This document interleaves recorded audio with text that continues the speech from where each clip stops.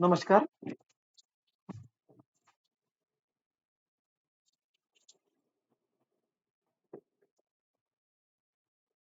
आप सबका आज के इस सत्र में स्वागत है। इस सत्र की शुरुआत करते हैं प्रार्थना से। ओम सहनाववतु सहनौ भुनक्तु सह वीर्यं करवावहै तेजस्विनावधीतमस्तु मा विद्विषावहै। ओम शांति शांति शांति।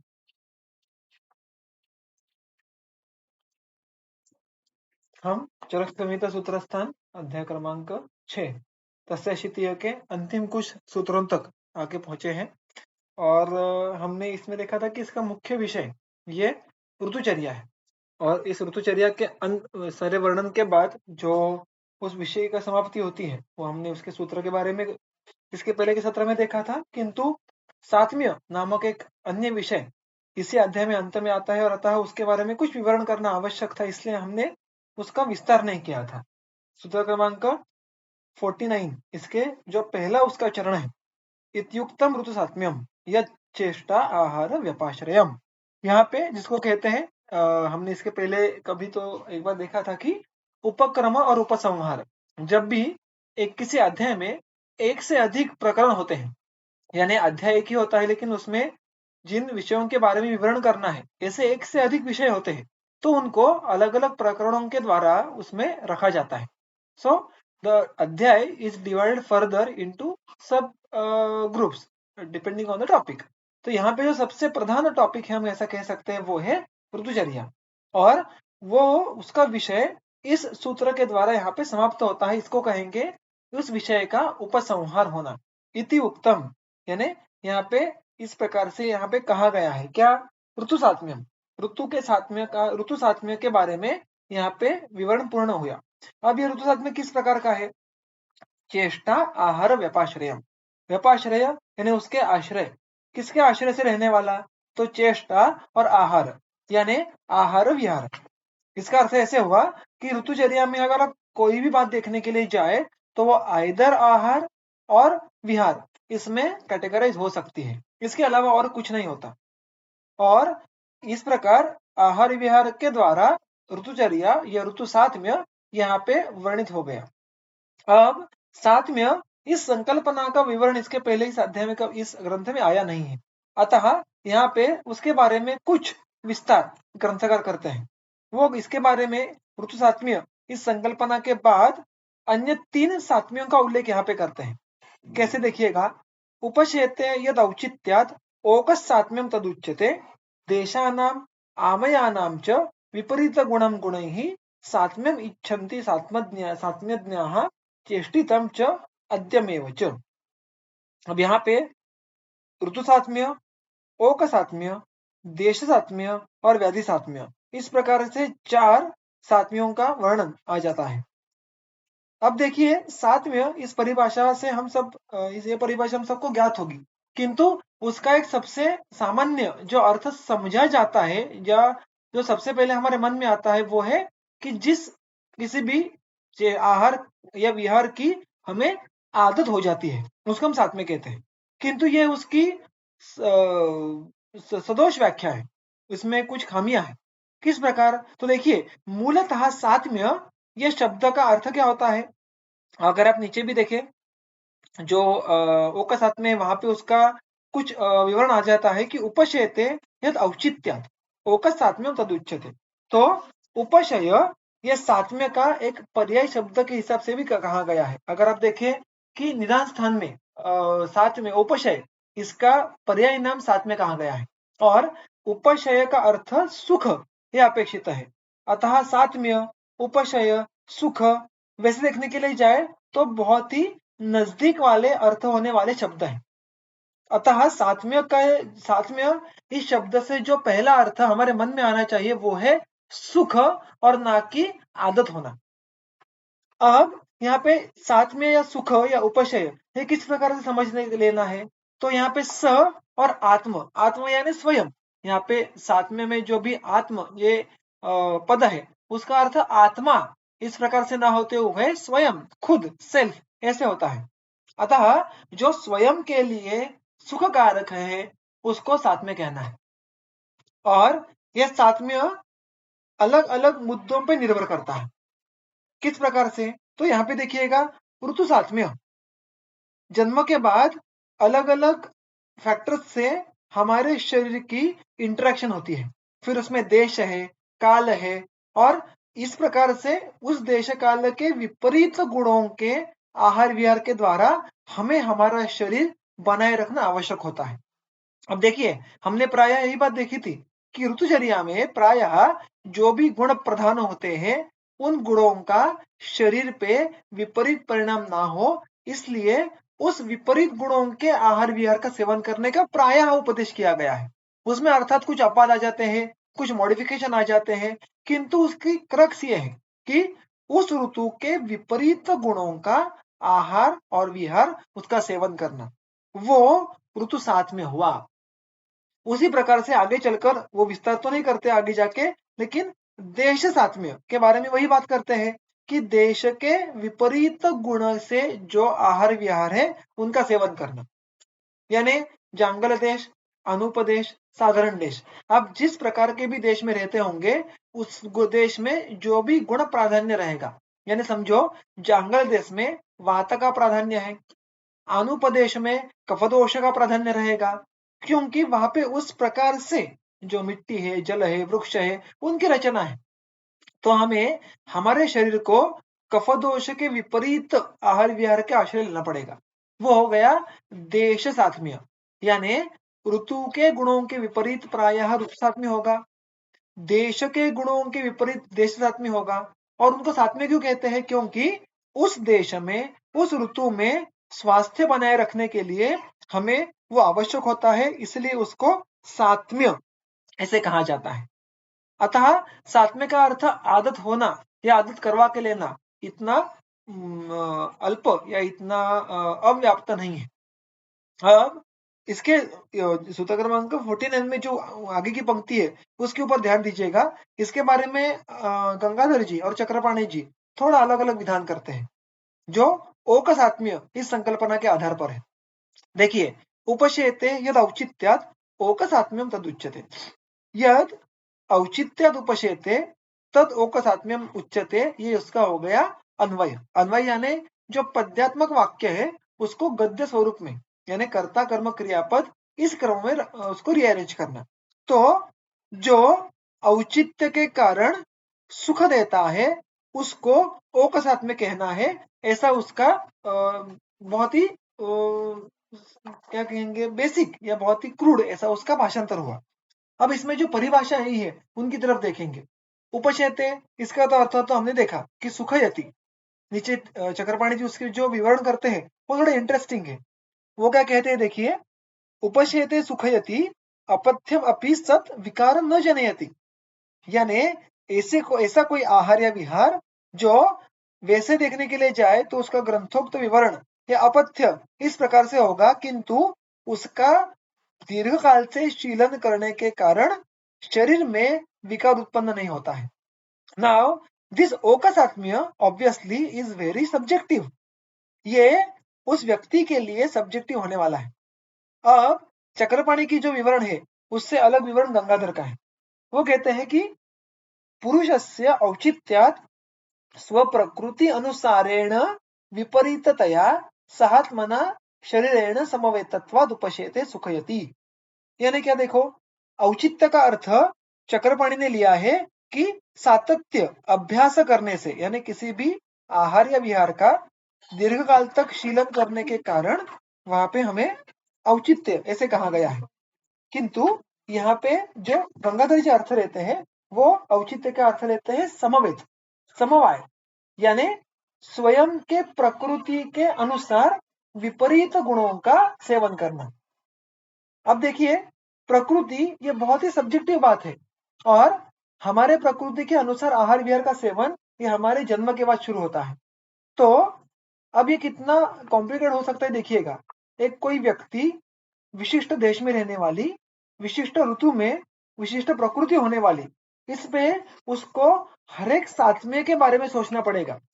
यानी समझो मैं वैयक्तिक, मेरी वात प्रकृति है, वह सम प्रकृति है और मैं साधारण देश में रह रहा हूं और अभी शरद ऋतु चल रहा है। अब मेरे लिए कौन सा आहार और विहार योग्य होगा, इसके लिए मुझे ये तीनों बातों को एक साथ सोचना पड़ता है, which is not a simple task. और ये व्यक्ति परत्व में बदलने वाला है, क्योंकि हर एक का जो ओ का साथ में है, गंगाधर जी क्या कहते हैं, स्व प्रकृति अनुसारेण विपरीत। उस व्यक्ति की जो प्रकृति है, और यहाँ पे प्रकृति का अर्थ जो दोष प्रकृति है वो तो है ही, लेकिन उसके साथ उस शरीर का स्वभाव कैसा है, उस शरीर को क्या जचता है क्या नहीं जचता है, उसको वहां पे ओ के साथ में ऐसे कहा गया है। और ये उस शरीर के घटना पे निर्भर करता है। यानी शरीर के घटना के विपरीत गुणों द्वारा जो आहार विहार होगा, उसको यहाँ पे उन्होंने ओ का सात्म्य ऐसा कहा है। ऋतु के विपरीत जो होगा उसको ऋतु सात्म्य कहा है, और देश के विपरीत जो होगा उसको देश साथ में कहा है। और साथ में क्यों कहा है, क्योंकि इस प्रकार से विपरीत गुणों के आहार विहार का सेवन करने के कारण उसका धातु साम्य बना रहेगा। हम देखते हैं प्रायः कि आगे के अध्याय में वो बात आने वाली है कि जो वातल है, पित्तल है, श्लेष्मल है, उनको ग्रंथकार ने कहा है कि उस दोषोपक्रमों के द्वारा उसको आयुष्य में हर दिन उपचार करने पड़ते हैं। यानी वात प्रकृति को दिन में एक के बजाय शायद 2 बार अभ्यंग करना पड़े।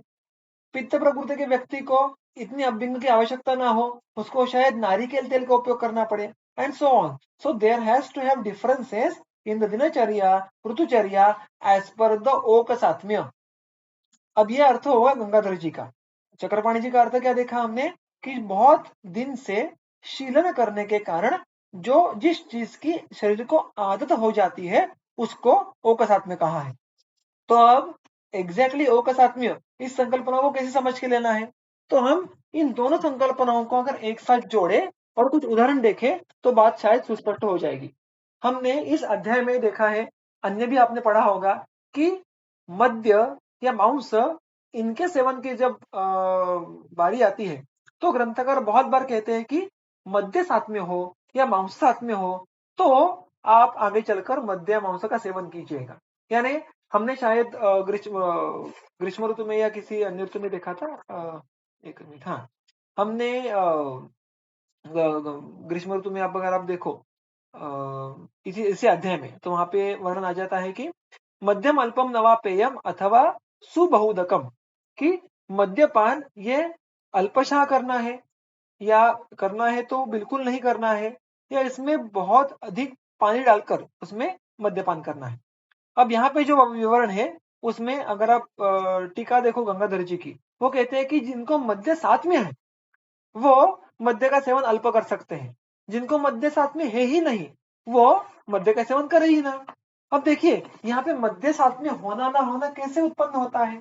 सिमिलरली किसी व्यक्ति को मांस साथ में है या नहीं है, यानी क्या कि उसको मद्य से या मांस के सेवन करने से किसी विकार की उत्पत्ति नहीं होती, क्योंकि अगर यहाँ पे आप हिंदू या डल्लड़ या अन्य ग्रंथों के टीकाकारों का विवरण देखो तो वो स्पष्ट रूप से कहते हैं कि आजन्म, आजन्म यानी बहुत ही छोटे वय से, छोटी उम्र से अगर योग्य मात्रा में आप इस प्रकार के मद्य का या मांस का सेवन करेंगे तो वो आपके शरीर के लिए साथ में हो जाता है, वो आपके शरीर में कोई विकार उत्पन्न नहीं करता। और इसीलिए आप जब मदत्ते अध्याय अगर देखोगे तो वहां पे भी किन व्यक्तियों को, जिसको हम व्यवहार में कहते हैं कि दारू चढ़ती नहीं है या देर से चढ़ती है, उनको हम उसमें वर्ण आते वक्त आया है कि जिनके कुल में मद्यपान का इतिहास है, ये भी सात्म्य का एक प्रकार हुआ।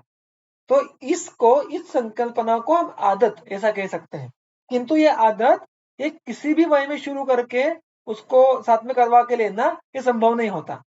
किसी भी मात्रा में सेवन करके उसको साथ में करवा के लेना संभव नहीं होता। उसके लिए योग्य मात्रा, अल्प वय ये अपेक्षित हो सकता है।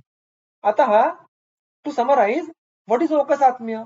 ओकसात्म्य is something which is subjective to the person, to the body of that person। और ओकसात्म्य यानी उस व्यक्ति के शरीर के लिए वो सुखकर हो गया है, क्योंकि दीर्घकाल से वो व्यक्ति उसका सेवन कर रहा है, दीर्घकाल से सेवन करने के समय उसको कोई पीड़ा नहीं हुई थी, क्योंकि वो उसके शरीर के विपरीत गुणों का था। अतः वो अभी भी उसका सेवन करते रहता है, और अन्य व्यक्तियों के तुलना में वो अधिक मात्रा में भी सेवन करे तो उसको कोई हानि पहुंचती नहीं है। ये हुआ ओ का सात्म्य। तो ऋतु सात्म्य, ओ का सात्म्य, और उसके बाद फिर आगे का सूत्र, देशानाम आमयानाम च विपरीत गुणम गुणैः सात्म्यम इच्छन्ति। और देश सात्म्य और आमय यानी व्याधि सात्म्य, ये क्या होता है? तो विपरीत गुणम सात्म्यम, इन दोनों के क्रमशः गुणों के विपरीत जो भी गुणों के आहार विहार होगा उसको सात्म्य कहना है। हमने अभी भी उदाहरण देखा वैसे कि जांगल, अनूप, साधारण, इनमें नीचे अगर आप चक्रपाणी की टीका देखो तो स्पष्ट करते हैं कि देशानाम अनुपादीनाम गुणैः स्नेह गौरवादिभिः सह विपरीत गुणम स्नेह गौरव विपरीत गुण रोक्ष लाघव युक्तम जांगल मांस मधवादी, यानी अनुपदेश में रहने वाले व्यक्ति को विपरीत गुण का, यानी अनुपदेश में कौन से गुण प्रधान होते हैं? तो स्निग्ध, गुरु, तो उसके विपरीत गुण कौन से हुए? वृक्ष, लघु, तो उस गुण के आहार कौन सा हुआ? जंगल, मांस, मधु इत्यादि। अतः अनुपदेश में रहने वाले व्यक्तियों का जंगल मांस, मधु, ये देश सात्म्य हुआ। यहाँ पे वो आगे चलकर कहते हैं सात्म्यज्ञाः चेष्टितम च आद्यमेव च। चेष्टित यानी विहार, आद्य यानी जिसका अदन किया जाता है, जो खाया जाता है, वो हो गया आहार। तो आहार विहार का अनुवर्तन फिर यहाँ पे हो जाता है। तो जो भी आहार विहार अनुपदेश के गुणों के विपरीत होगा, फॉर एग्जाम्पल, यानी जिस भी आहार या विहार से लघु, वृक्ष, इन गुणों को बढ़ावा मिलेगा, वो उस देश का देश सात्म्य हो गया। और यही तर्क है व्याधि सात्म्य के लिए। अब व्याधि सात्म्य ये बात उन्हीं के लिए आती है जो व्याधित है, स्वस्थ लोगों के लिए बात आएगी नहीं। किंतु जो व्याधित है उनसे उनके लिए भी यही तर्क लागू होगा कि व्याधि यानी क्या? अल्टीमेटली दोषों की विकृति और दोषों से समूर्छना, ये आगे चलकर व्याधि में रूपांतरित हो जाते हैं। अतः गंगाधर जी वही बात कहते हैं, आमयाः अत्र धातु वैषम्यात्मकाः विकाराः विषम वायवादयाः तदारब्धाः ज्वरादयश्च, यानी धातु वैषम्य यानी दोष वैषम्य और उनसे उत्पन्न होने वाले ज्वरादि, ये सारे आमय इस परिभाषा के अंदर कैटेगराइज हो जाते हैं। और उनके गुणों के विपरीत आहार विहार को हम व्याधि साथ में कहेंगे। यानी हम प्रायः चिकित्सा जो करते हैं उसको ही हम व्याधि साथ में कहेंगे। या मैंने अभी आपको थोड़ी देर पहले कहा वैसे कि निदान पंचक में जो उपशय होता है उसका विवरण कैसे किया है कि जो व्याधि का लिए सात्म्य होता है, विद्यात उपशयम व्याधे है सही सात्म्य मिति स्मृत। व्याधि के विपरीत गुणों का जो आहार विहार होता है जिससे उस व्याधि को उपशय मिलता है, व्याधि के प्रति सुख प्राप्ति होती है, यानी क्या? व्याधि का बल कम होता है, उसी को सात्म्य कहते हैं। अतः यहाँ पे उपशय नामक जो निदान पंचक का मुद्दा है उसका ही समावेश व्याधि सात्म्य इस परिभाषा के भीतर होता है। और इसलिए यहाँ पे टीकाकार वही बात कहते हैं, फिर उपशय में जो भी 18 प्रकार दिए हैं, हेतु विपरीत, व्याधि विपरीत, उभय विपरीत, विपरीतार्थकारी, ये सारी बातों का समावेश व्याधि सात्म्य के भीतर होना है। क्योंकि जिस भी आहार या विहार से व्याधि का बल कम होगा वो हो गया व्याधि का सात्म्य। इस प्रकार से यहाँ पे उन्होंने सात्म्य के बारे में संक्षेप में यहाँ पे विधान किया है, और टीकाकार इसके बारे में थोड़ा विवरण ये हमारे लिए करते हैं। आगे चलकर चर विमस्तन 8 में हमें वहां पे फिर सात्म्यतः जिस प्रकार से दशविध जो परीक्षा भाव है जिससे प्रायः बल परीक्षा होती है, वहां पे सात्म्य का वर्णन आता है। वहां पे सात्म्य का वर्णन ये थोड़ा उसकी शेड अलग है, किंतु मैं उस अध्याय के विवरण में नहीं जाऊंगा। वहां पे ऐसी सिर्फ बात कही है जो आप सबको स्मृत होगी कि नित्य षड्रसात्मक आहार का सेवन करने वाले, नित्य मधुर रस प्रधान जो स्नेह मांसादी है उनका सेवन करने वाले बलवान होते हैं, और जो रूक्ष नित्य होते हैं, जो एक रस नित्य होते हैं, वो अल्प बलवान होते हैं। वहां पे वो बात ओ का सात्म्य इस हिसाब से हम देख सकते हैं, क्योंकि वो बात फिर चॉइस पे रहती है, उस व्यक्ति पे रहती है।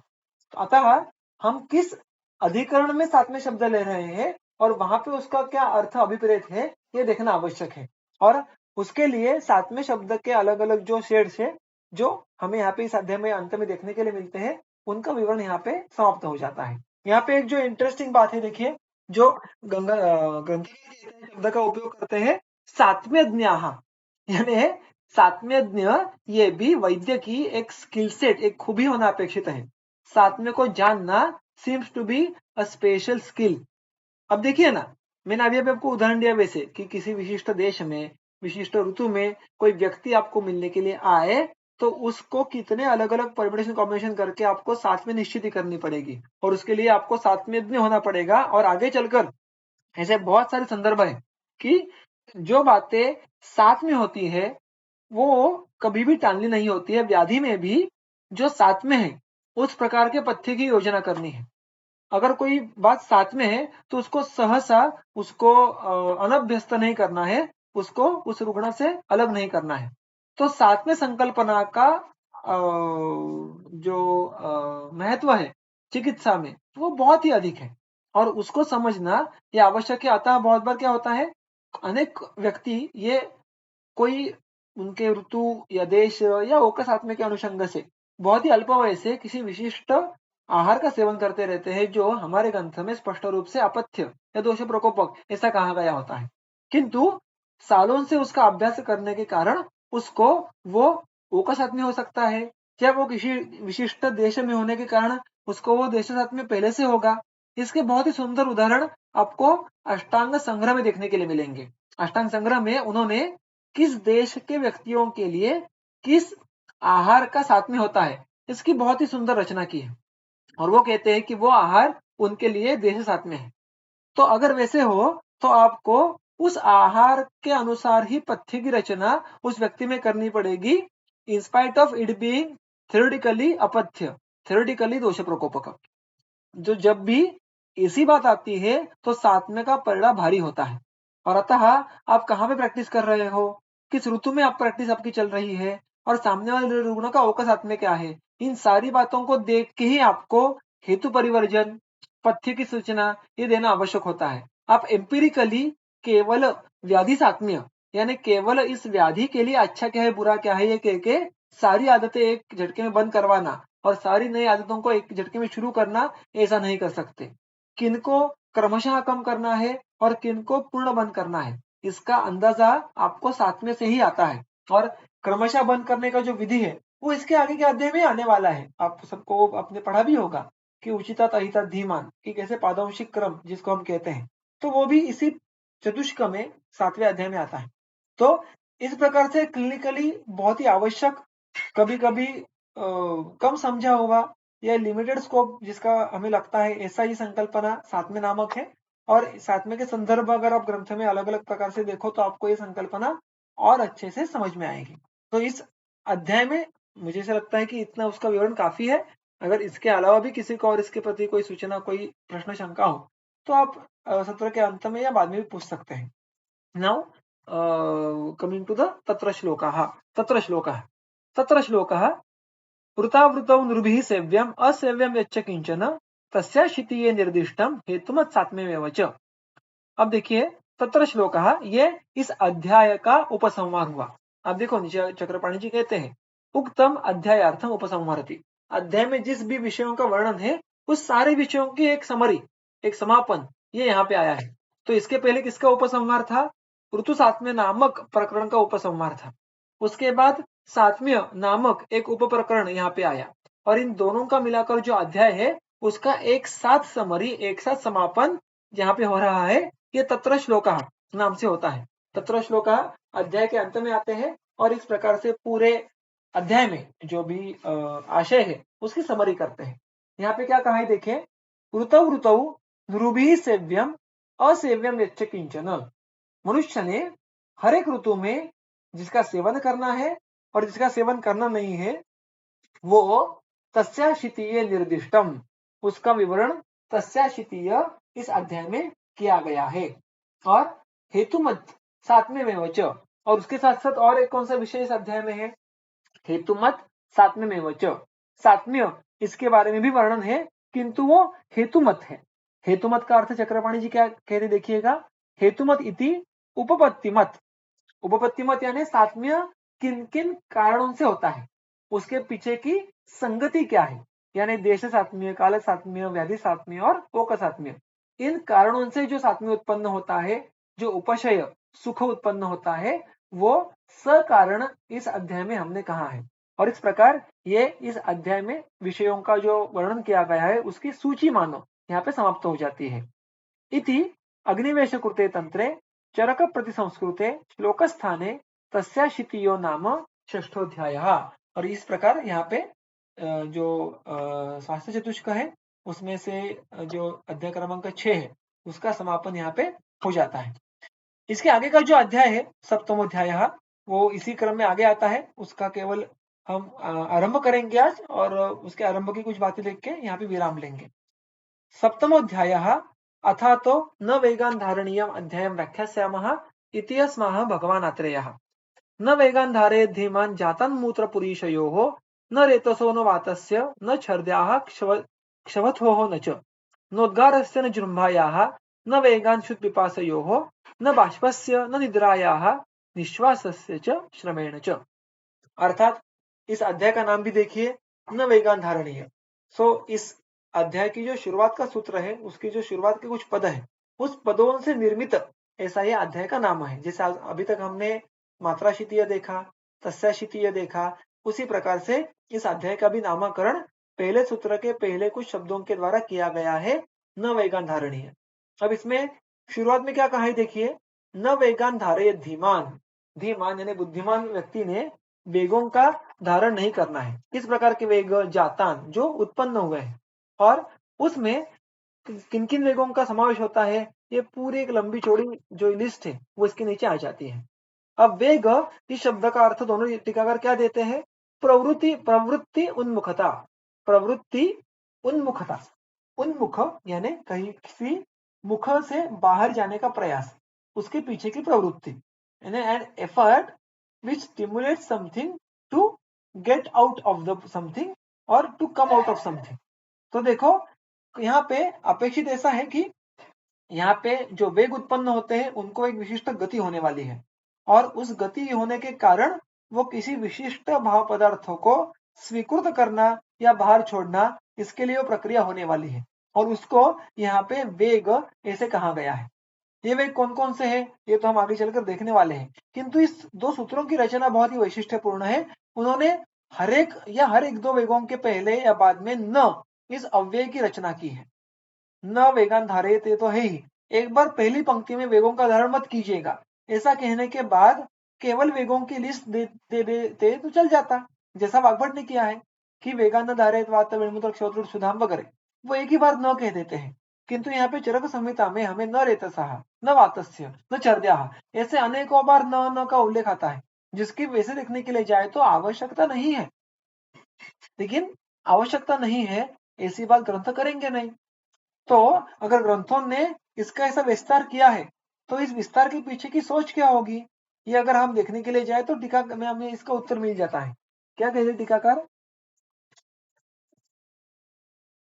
चक्रपाणी की नीचे से 5वीं पंक्ति देखिएगा टीका की।